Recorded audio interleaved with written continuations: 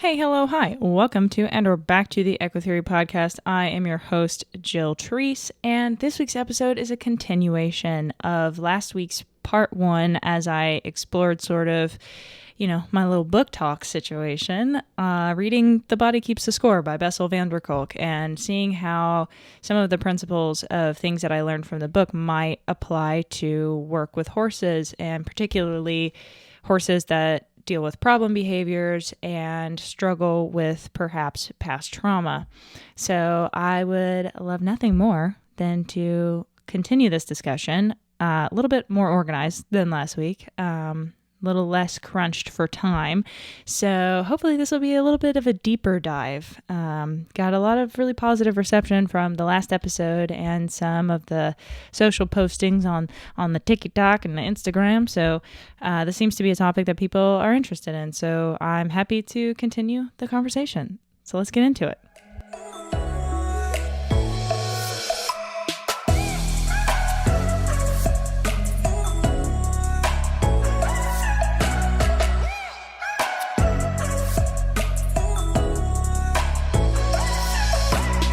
Alrighty, guys, you know the drill. Before we get into the content of the episodes, we got to roll some ads. So let's get to that.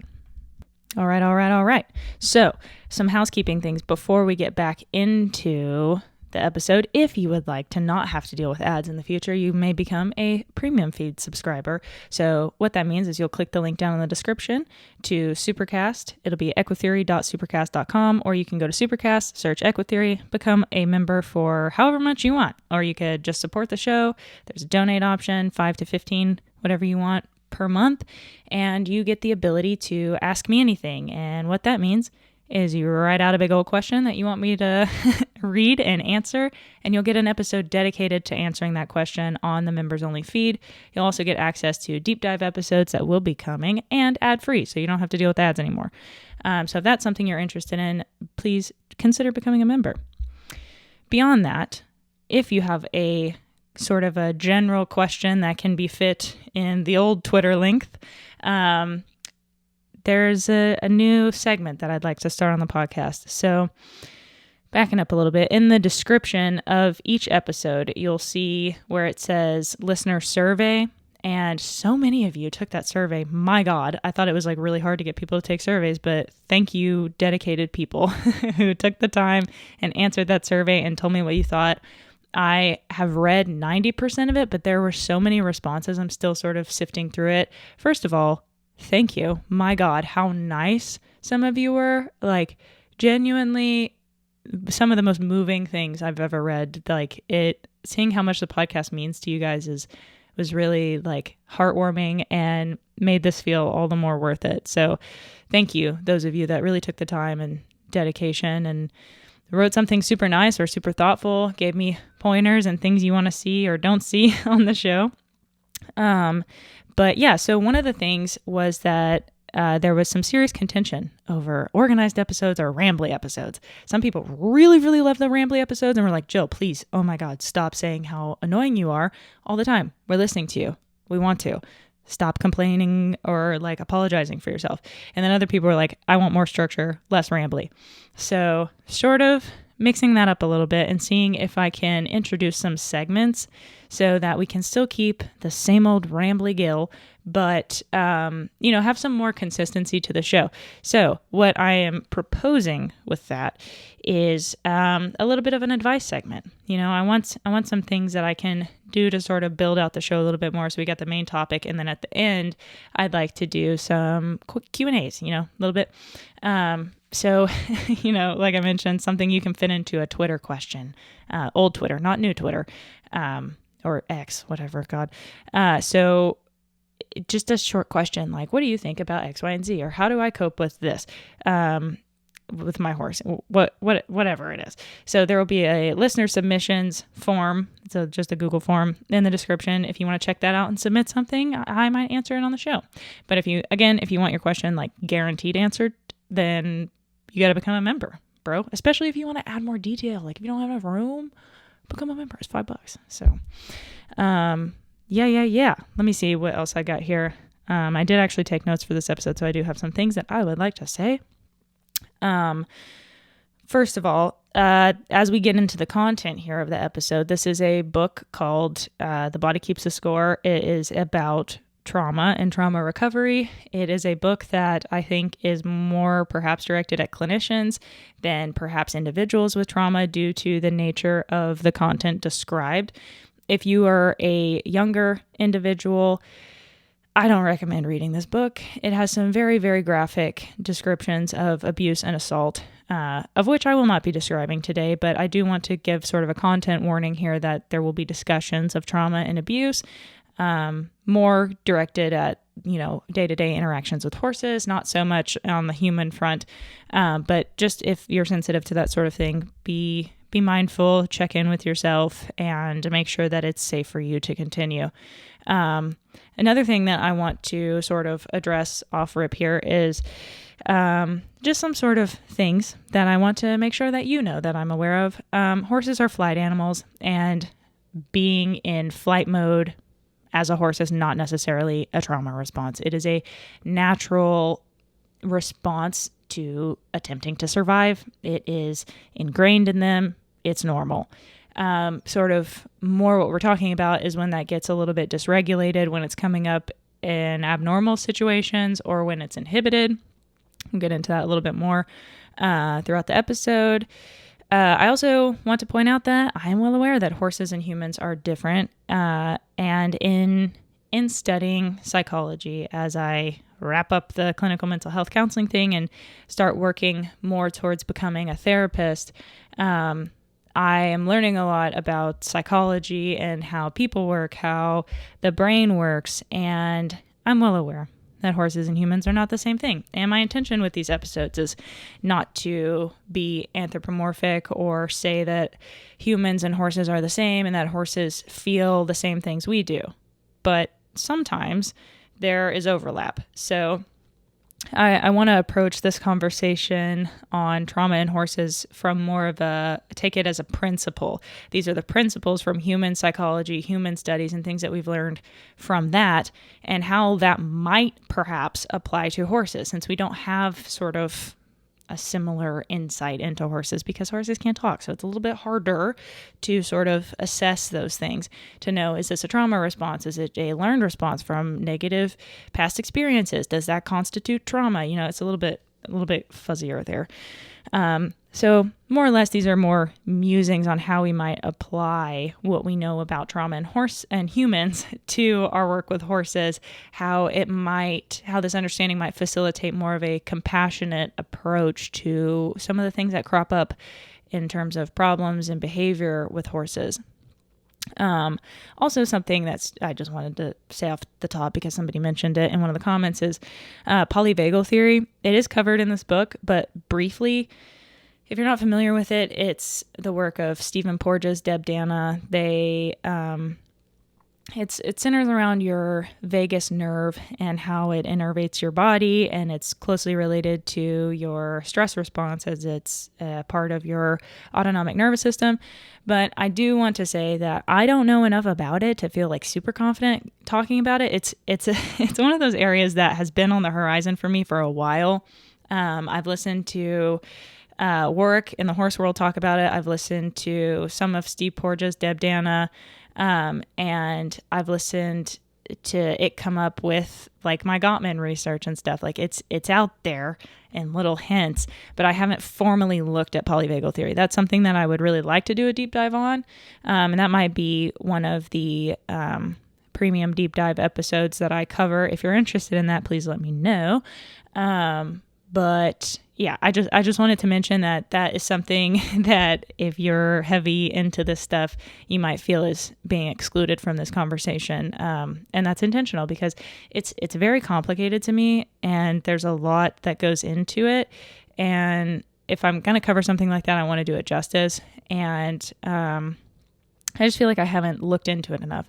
And that's something else I want to say at the top of the show here with the conversation around trauma is that I think it's worth noting that this podcast is not designed to be a replacement for therapy or a behavior consult.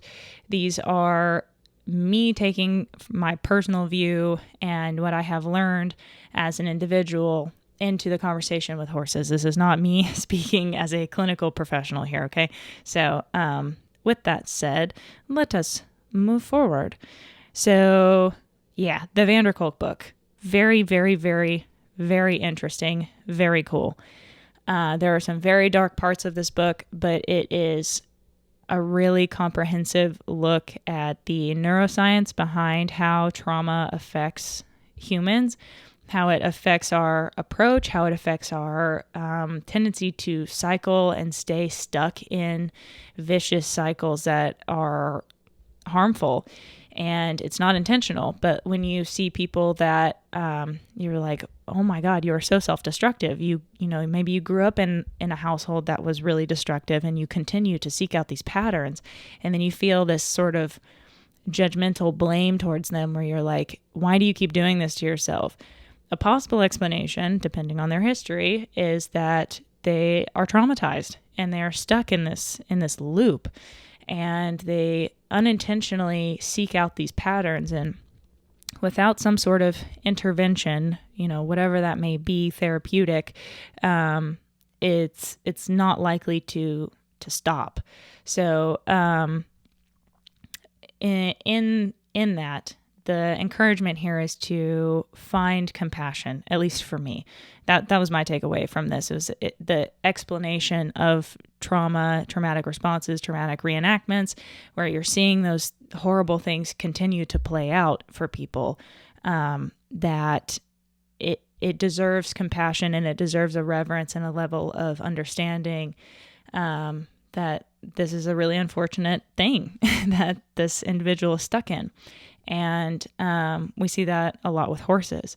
And so at the top of the book, The Body Keeps the Score, van der Kolk explains that there are 3 avenues to recovery. And I would be willing to hedge that and say that there are many roads to Rome, as it were. But for concision's sake, first being top down, which is what you typically associate with, like, if somebody has trauma and they go to therapy, that's your typical top down. It's very cognitive. You're talking, reconnecting, allowing the self to understand what's going on and process the trauma. So a lot of back and forth. The trick with trauma, at least from what I understand from the book, and I know that there are 8 million schools of psychology, theoretical orientations, if you will. There's cognitive behavioral, there's straight up cognitive, there's straight up behavioral, there's existential, gestalt, psychomotor, sensory motor. Like, there's a bunch of models. Most people, when they think of therapy, they think of Freud and not psychosomatic. Oh my God, why am I blanking? Psychodynamic, psychoanalytic. But yeah, so that one's more or less outdated. You can still apply it for sure, but it's a little less popular these days. The most popular is CBT, cognitive behavioral therapy, and that is largely the approach to working with horses, is behaviorist therapy, or theory. So big names in that field that you're probably already aware of: Ivan Pavlov and B.F. Skinner. Pavlov was the one that did mostly classical conditioning. So where it's mostly associative, the Pavlov's dog associating the bell with the bringing of food, the dog salivates, classically conditioned. Skinner was the one that did the operant conditioning. So your positive reinforcement, positive, negative punishment, the quadrants, that's Skinner. So we apply a lot of those concepts to humans, and it can help many, many things, but I think it's a little bit more difficult with humans due to the complex nature of our brains and our lives, for that to sort of be the end-all, be-all approach. CBT, I feel, in my personal opinion, is sort of marketed or pitched as the end-all, be-all approach. It's the panacea. It's the science-based, research-based method, and there's a lot of merit to it. However, it's also the arguably, at least again in my opinion, the most uncomplicated one. It's the easiest to measure and study, and But I also feel like it doesn't fully account for how complex humans are, and therefore it doesn't really address everything that it needs to. So I feel personally it falls short. I find myself using a lot of the techniques and principles from CBT. I think it's incredibly valuable, and it also harkens back for me personally to horse training. But I don't feel like it is the end all be all approach. I think it needs a little bit more work. So in the van der Kolk book, it definitely reinforced that idea that it's to basically summarize the book, right? So this is a very nuanced conversation that requires a lot more discussion. So please take my next sort of explanation with a grain of salt and realize that there's a lot more to it. And I'm trying to pare it down to the bare bones here, is that in trauma, the parts of your brain that are responsible for language and memory organization that create cohesive, coherent, structured, linear memories sort of blank out when you go through a traumatic experience. Your brain shuts down. I talked a little bit in the last episode about that inescapable shock when your excitatory and inhibitory processes happen at the same time. System breaks down, brain kind of goes, what?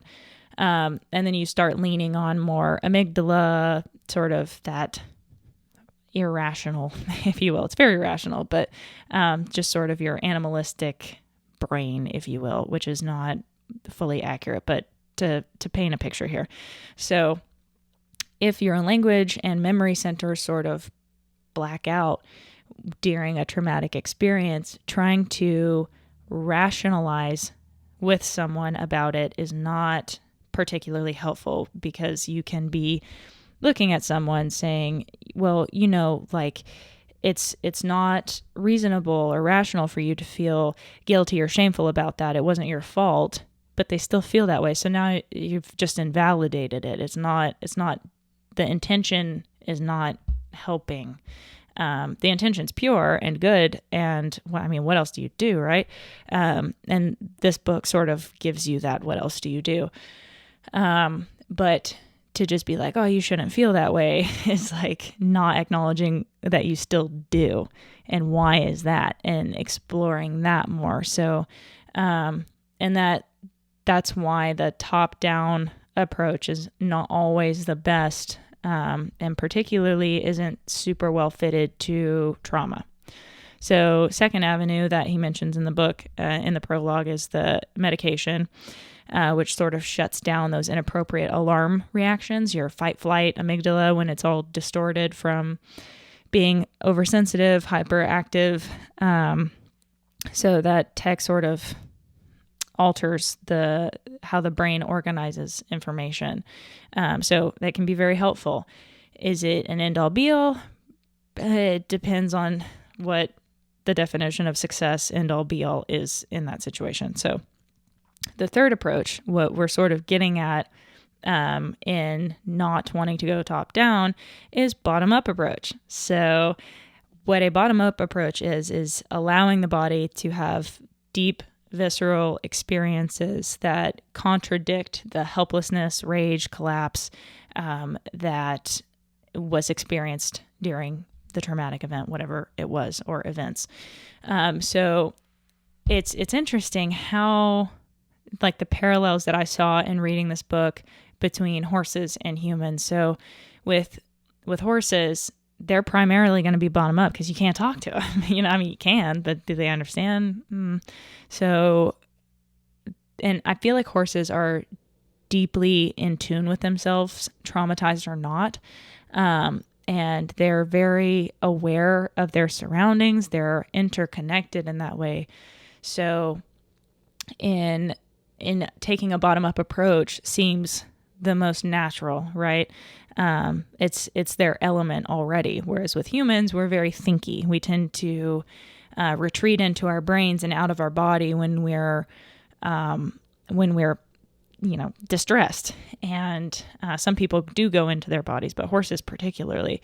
So sort of what we're looking at here is that bottom-up approach of how can we integrate the body's experience? How can we modernize it, bring it up to speed, and sort of out of that past? So I've broken up this discussion into sort of part 1 and part 2 in this part 2 episode.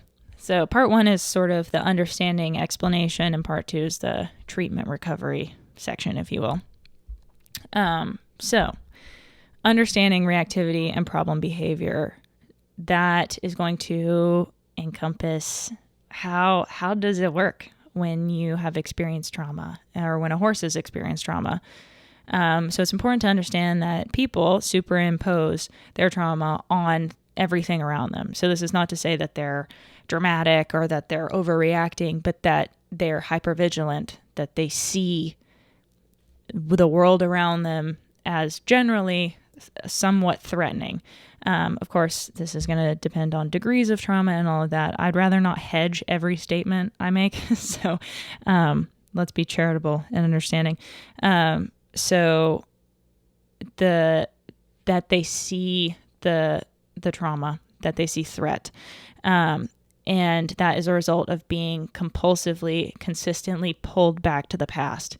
And that happens because like I said, the memory and language organization centers of the brain that organize into linear events that help the brain and the body understand that this thing happened in the past are not up to speed. They're stuck there. So whenever something happens that's reminiscent of that or triggers that same feeling, it's similar in some way, then the body goes right back to that response. It is literally triggered back to the past. So basically, van der Kolk's whole pitch in the book is that rather than desensitizing you to triggers, you need to integrate the experience into the timeline, the story of your life, and it needs to be like recatalogued. It needs to go back on the shelf as a past experience, not something that you keep being pulled back to. So hopefully that is making sense. It's a little bit of a complicated experience, but just think of it as like this horrible thing happened in the past, and you move along the timeline up to the present, and then something happens that reminds you of that experience, and that is a trigger, and it like sends you right back to that spot. And the same areas in the brain light up, the same physiological bodily sensation happens all over again. So helping the mind understand that was the past, and these things that are similar are not necessarily indicative of the same thing.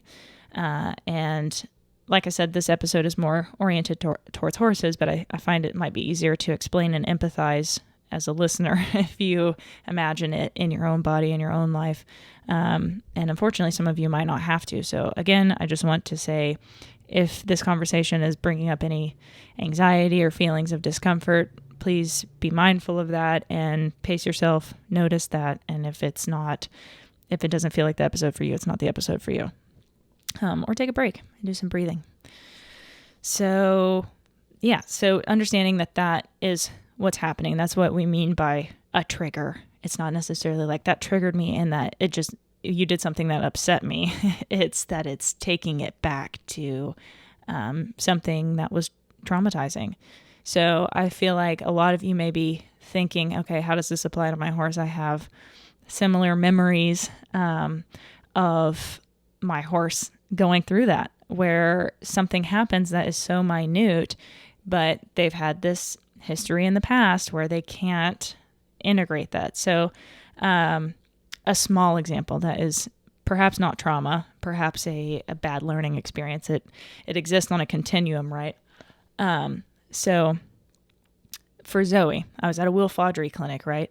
I'm riding Zoe and we're doing our eventing thing, and we come up to a ditch, and she's jumped 1,000 ditches before, never had an issue. This time she sort of misses and puts her back feet in the ditch, and it caused her to trip, and it scared her, and then she did not want to jump it again, to the point where Will was then leading her across the ditch, trying to get her to go over it.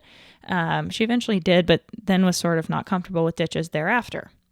Then many of you know, I went to a Boyd Martin clinic and at Texas Rose, and we were approaching the ditch, and I had mentioned that she had an issue with ditches because she had a bad experience and she might not be super comfortable. And so he stood on the edge of the ditch, and as we approached it, she started veering and he stepped back, which, I mean, what are you going to do? You're trying to get out of the way. For my trajectory line, she was not going to run him over. But as she was approaching, he sort of backed up into that line. He didn't know what she was going to do. And then she shouldered him and knocked him on the ground, and he rolled. It was not a fun experience. So my horse ran over Boyd Martin. The fun tagline that I am stuck with forever. So yeah, that was that learned experience of those are bad. That scared me really badly. And we didn't take the time to systematically teach her that ditches are okay. And she didn't generalize that to every new ditch. She didn't understand that was the one incident, and it is likely not to happen again, especially since she knows to be careful with them. So that's sort of an example, perhaps. That's the first one that comes to mind. So helping that. And a lot of what we do with horses is through positive reinforcement. A lot of you may have your own experience with counter conditioning and helping the horses through systematic desensitization, successive approximation, working up to the thing that is potentially frightening rather than flooding, which is what we did. And that's not what worked, right? We said, just throw the horse out, it goes fast as possible, and not let her check it out, think about it, just go. And that's what happened. So something else to understand, and I can't say with certainty that this applies to horses, but since our physiology is not all that different, relatively speaking, I think it is a fair, perhaps, assumption to be investigated. In humans, when stressed, we secrete stress hormones, cortisol, adrenaline, that sort of thing. So that propels us to action. It propels us to fight, flight, freeze, fawn, faint, whatever, usually shortened to fight, flight, freeze. For horses, that's typically going to be fight or flight, and then maybe some fight. The initial sort of response to fear is freeze. They get real still and observant. They stop chewing. They might cock a foot to prepare for flight. So when that fight or flight is successful, we escape. The horse escapes, and we are able to recover that internal equilibrium where the stress hormones decrease, and we get, we get regulated again. When the fight or flight is unsuccessful, we're trapped and unable to prevent the inevitable. So when that happens, fight or flight is thwarted. You're not able to run away. You can't fight your way out of it. The horse is tied to a patience pole. They can't fight it. They can't run. What happens is you end up with agitation or collapse of the system. So remember the inescapable shock. So since horses are flight animals, flight is going to be their first choice, typically. In a horse that's choice is fight, that likely means that their flight response has been thwarted or prevented. So I think I talked last week, perhaps, about a horse that has a biting issue. Maybe it was the week before. The horse that bites, and how I had worked with a young horse and had a conversation with Adele, and she said, Adele Shaw, the Wheeling Equine. I just assume most people that listen to this podcast know who Adele is. So I discussed that with her help. We sort of discovered that maybe this filly's problem was that she hadn't experienced flight response being successful. So she had learned to get aggressive, and a similar thing happened with Mac. And so how can we sort of restore that? So sort of backing up to last week's episode and the inescapable shock, that's the collision between two contradictory processes, excitatory and inhibitory. So that breaks down that equilibrium. So it's why being able to do something to protect yourself is critical in preventing things like PTSD and lasting scars from the event. So inescapable shock results when the organism cannot do anything to affect the inevitable, which is why flooding and sending horses into learned helplessness is so insidious, because it forces that system and that inescapable shock to happen. So you'll often see with patience pulls, sometimes people will tie them and the horse will get scared and pull back and try as much as it can to get away to the point where it's like flailing on the ground and it just can't get away, and it's fighting for its life at this point, and then it realizes it can't, and then it just gives up. And now you could walk up to it with a flag. You could probably beat it, and the horse is done. Like, the brain is offline. We don't have a horse anymore. We have a husk, a shell. And so that's why it is so horrible to put horses into learned helplessness. And it's so common because people learned long ago, when they're trying to use horses for moving things or transportation, that if the horse is not responding in the way that they want, then all they have to do is sort of get the horse to shut down. And then all of a sudden they're very compliant and act like they've learned something. They, have digested the experience and now they get it. That if you just assert your dominance and your authority over them, that now they'll comply and they suddenly know all of these things. Like, you see people that break out horses that will get on them and ride them until they are done bucking, when they've never had a person on, and then all of a sudden the horse walk, trots, and canters normally. And you're like, whoa, what happened? The horse learned all of a sudden. And the logical assumption from that was, okay, well, now I've asserted my dominance and the horse has all these pre-programmed things that it just comes knowing without being taught. But really it just becomes very compliant and shut down, and it all it learns is that you're frightening and you are the abuser. So what we want to do from that, now that we have a lot more information since the days of medieval practices, and the horse world is still catching up. There's still a lot of that occurring, and people just don't know better or aren't ready to hear differently. And that has its own issue wrapped up in it, that in order to shift your methods, you have to recognize that perhaps there is a different, better way. Otherwise, why would you change? And in order to do that, you have to understand that your methods are not as optimal for whatever reason. And if that reason is that you are harming the horse mentally, physically, emotionally, what have you, then that becomes a very hard decision to make. And that is not easy. And it really is asking a lot of people. And that's why it's so incredible to me that so many people have shifted away from like strictly traditional negative reinforcement, positive punishment based training. It really is truly incredible, because that takes a lot of self-awareness and like giving yourself a lot of grace, honestly, like a lot of compassion to be like, okay, this might not have been the approach, but I didn't know better. So now I'm going to do better. That Maya Angelou quote comes back all the time for me, that when we know better, we can do better. And you just do the best you can until you know better. So again, with the inescapable shock, that when that fight, flight, freeze doesn't work, that is where the problems start to crop up. So when the horse is unable to escape or decrease its discomfort or fear, we shut down. And so with the stress hormones that are released, what's important to understand about those is in trauma, that secretion doesn't really stop. It doesn't return to the baseline after the threat is over, because once the system shuts down, it looks like everything's fine. The horse is still, it's not reactive anymore, but those stress hormones are still happening. So as you can imagine, when the horse is constantly releasing cortisol, adrenaline, and not able to do anything to feel better, it's still afraid. It just doesn't really look as reactive anymore.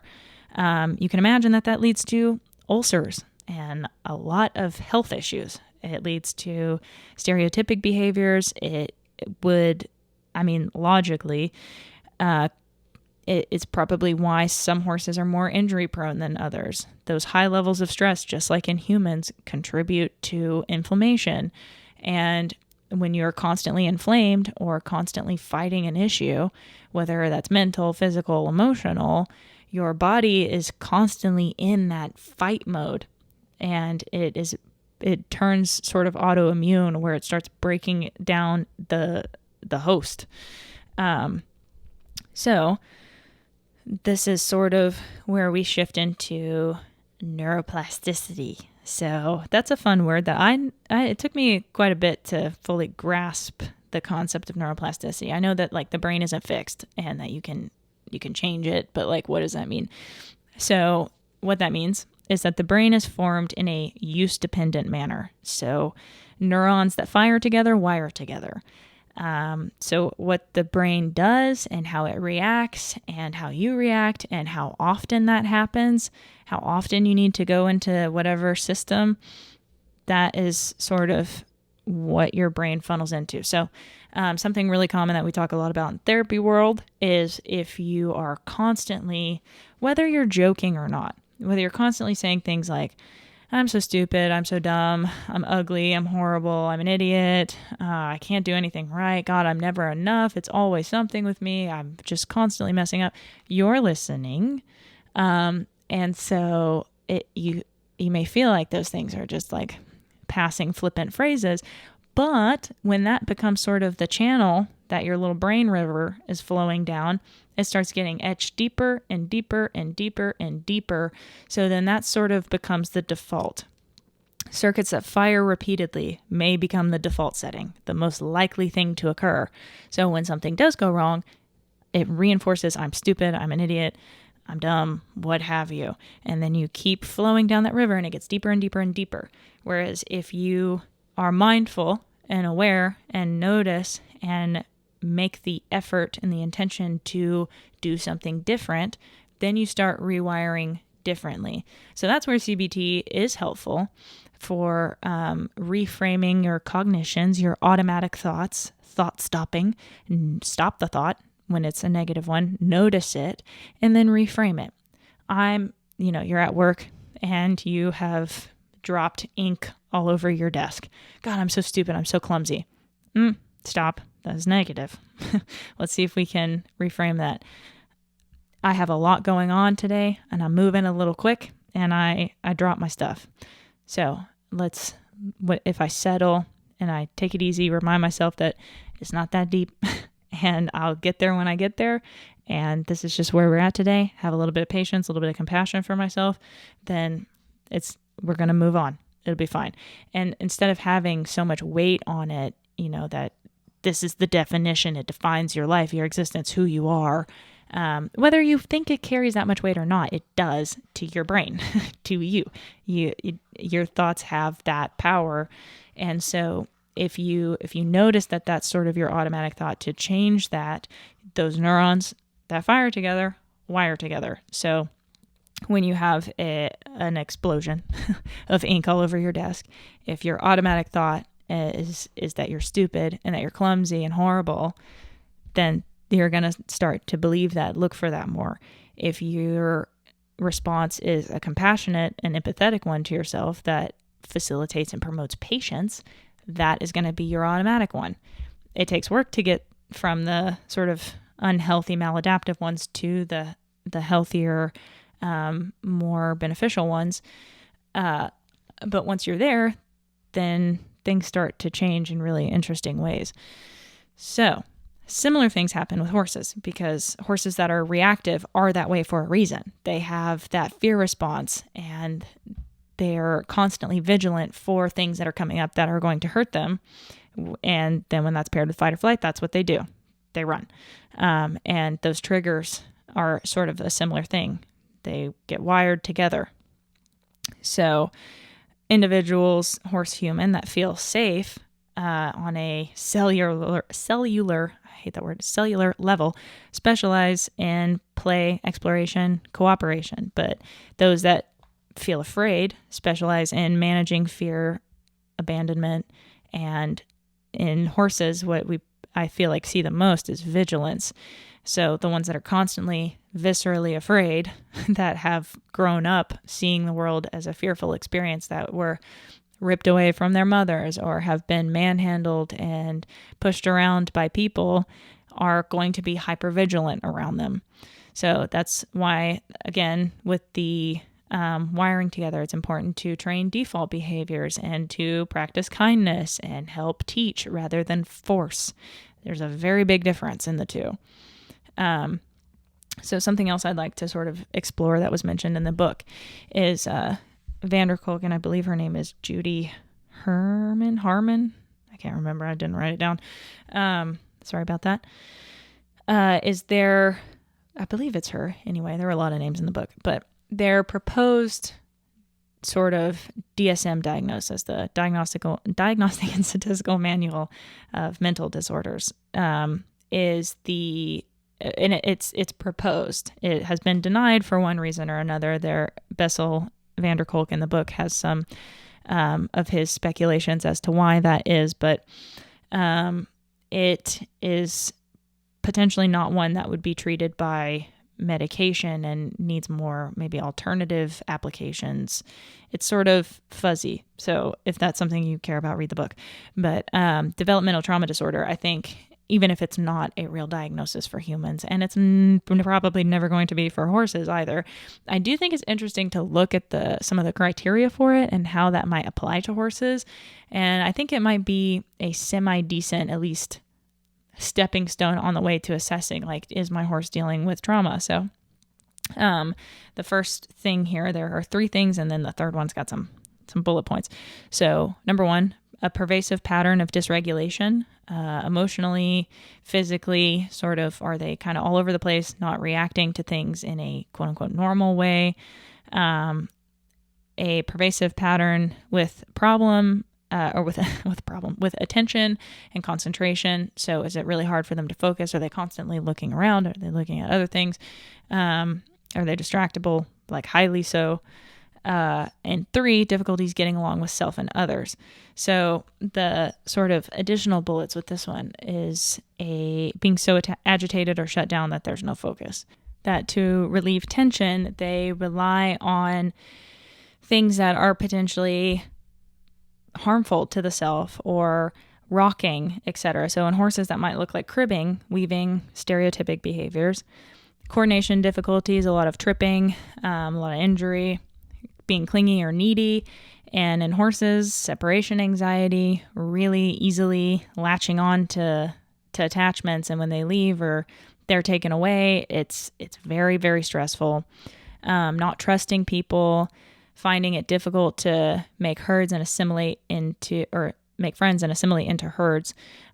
So there was a bit of a vicious cycle that they covered in the book of kids, particularly in school, having that chronic arousal and in the sense of like agitation, being stressed, and then a lack of comfort from a parental figure, their attachment figure, which led to them being disruptive, oppositional, aggressive, which then led to them being unpopular at school, which resulted in further rejection and punishment, which increased the stress, arousal, and then the lack of, and it's a circle, and it keeps going. And I see that in some horses that I notice have issues, like some of them that I've observed anecdotally here, that have cribbing problems or are highly reactive, tend to sort of exist on the outsides of the herd, where when they come around, the other horses might flatten their ears or engage distancing behaviors, communicative behaviors,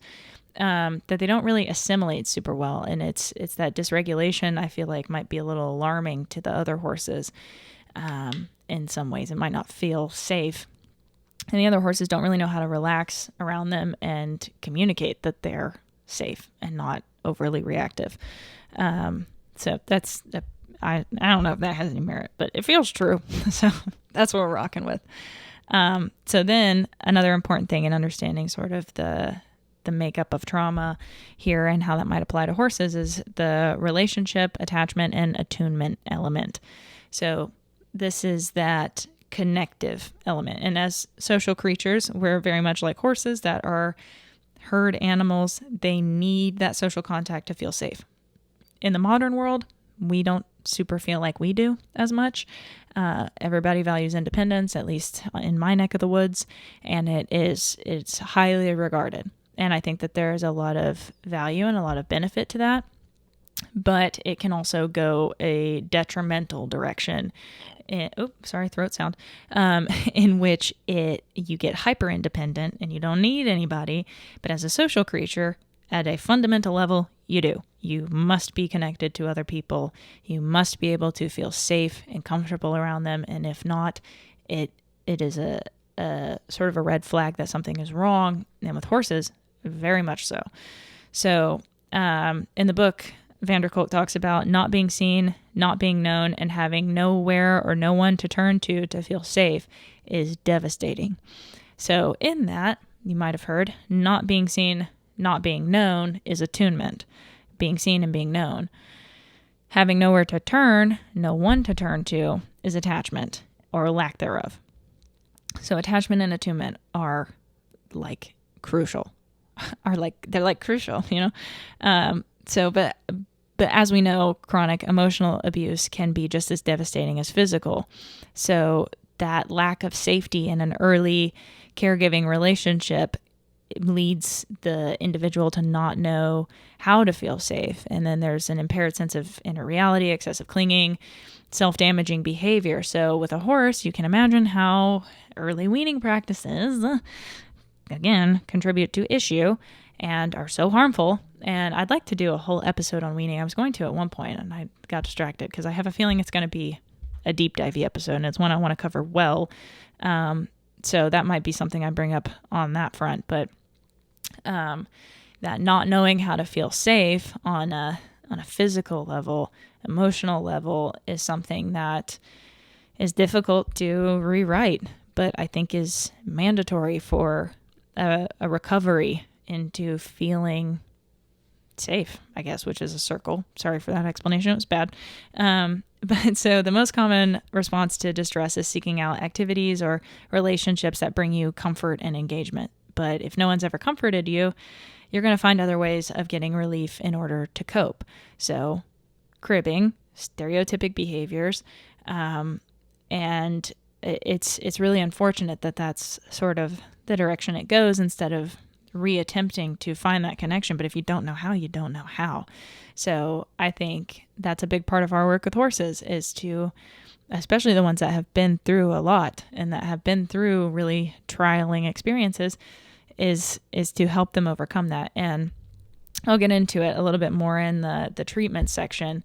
But I think it's important to consider that it doesn't necessarily have to be this big scheduled thing where you're, at least with horses. With humans, more or less. But with horses, it doesn't have to be a huge to-do.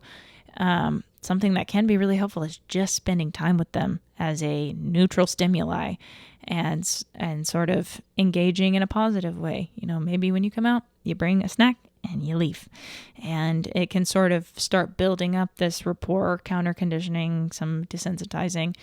But yeah, so that is the cycle. So like I said, the most common response is seeking out those relationships that bring you comfort.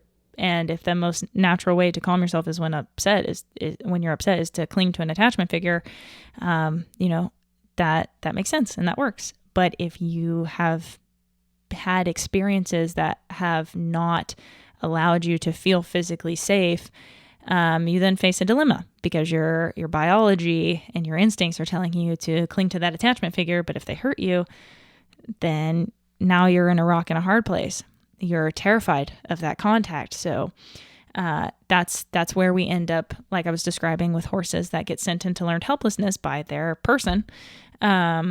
Now you're in a rock and a hard place because when you're out on a trail by yourself and your partner is one that you have a lot of mixed emotions towards, you being the horse, it's very hard to feel like you can rely safely on your attachment figure in this situation. You have a conflicted emotional experience with them.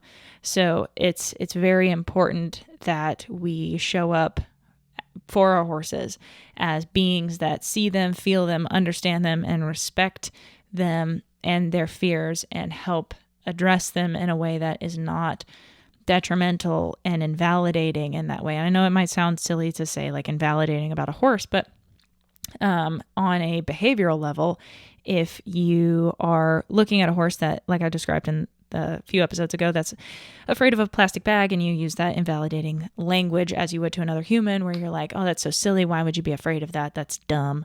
Then what that does is that propels your actions and your behavior towards that animal to be somewhat frustrated and impatient, to where then maybe you're yanking the horse and dragging it over to the thing, which then you might end up flooding it. So it does matter how you approach them. And so if you're having that invalidating thought as a human, it's going to have your behavior show up as invalidating. So if you validate it on the flip side and you say, I see that you're afraid of that, you attune, you say that's scary.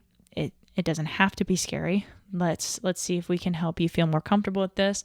I might walk closer to it. I'll split you and the thing that you're afraid of, give you a buffer, and then maybe we work up to approaching it at your own time as you feel safe. You might use clicker training through that, what have you. But showing up in that way, practicing that attunement and helping sort of retrain that and not create that dynamic where they're like, I don't know, you're scary and so is that thing, and now I'm on my own with this. So, how far are we? Okay, I'm at 51 minutes. So these days, I'm trying to keep episodes around an hour because of my time. I'm trying to set boundaries for myself where I'm not overextending myself. So as I move into the treatment section here, I do think I'm going to break this up into this episode into 2 episodes. So now you have 3. You have 3 parts to this trauma section. But I do feel like it really deserves the time and the dedication to it, to actually talking about this.